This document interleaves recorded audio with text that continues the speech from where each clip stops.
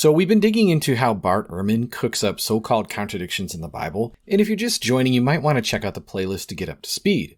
This series has been all about exposing the tricks and twists that he uses to make the Gospels seem at odds with each other. Bart's strategy is often as simple as it is misleading. Take verses out of context, twist them, and then hope nobody notices. Here's how he plays the game. First, he digs up passages that, when stripped of key details, can be twisted to seem contradictory.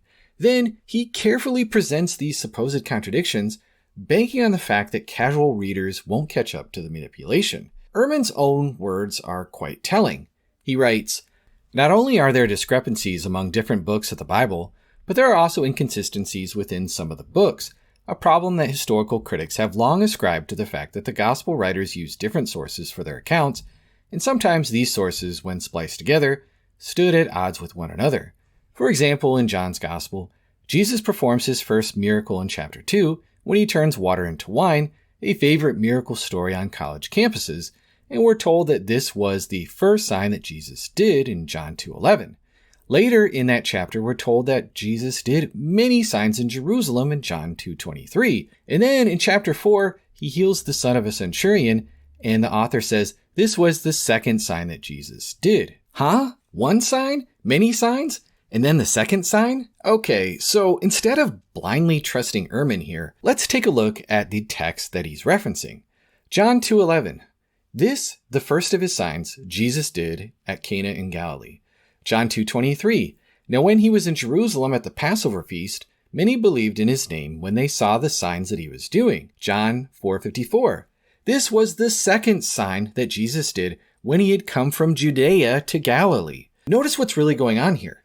John 2:11 and 4:54 are talking about the first and second signs Jesus did in Galilee.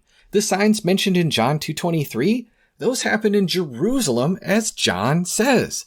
Yikes, Bart, what is going on here?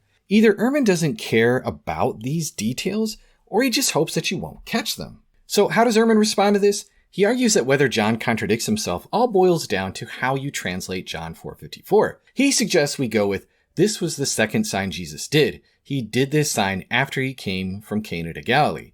Okay, I guess that's one way to spin it, but seriously, why would you pick a translation that makes the author look like he's tripping over his own words? That's hardly the most generous way to read anything. The word elthon in John 4:54 is an aorist participle, and I'd translate it more like, having come from Judea to Galilee, this is the second sign that Jesus did. This fits just fine with the idea that it's the second sign Jesus performed in Galilee. If the text is a bit vague, the logical move is to read it the way that makes most sense with what the author already said, not to twist it to create a contradiction. Look, I understand that Ehrman's got a PhD and I'm just a YouTuber, but come on, this isn't quantum physics. Even with just 2 brain cells, you can see that blocking Bart's strategy is as simple as reading the text for yourself with at least an ounce of charity. If you think that interpretation of Ehrman's was a stretch, just wait, subscribe, and stick around because the next one will be a real doozy. Trust me, you won't want to miss this wild ride. Thanks for watching.